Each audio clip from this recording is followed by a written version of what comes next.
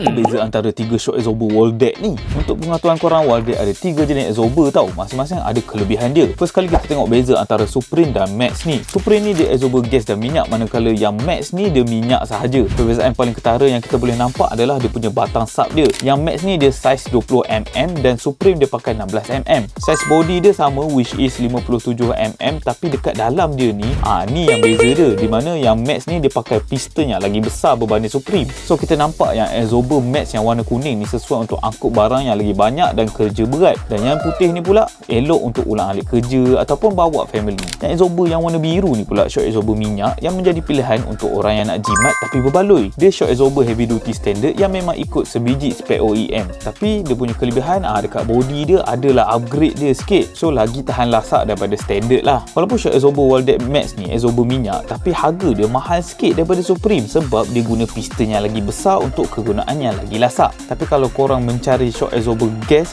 memang sesuai sangat lah yang Supreme ni juga. Jadi mana satu pilihan korang? Nak yang budget atau yang boleh tahan berat yang ekstrim? Cuba komen dekat bawah.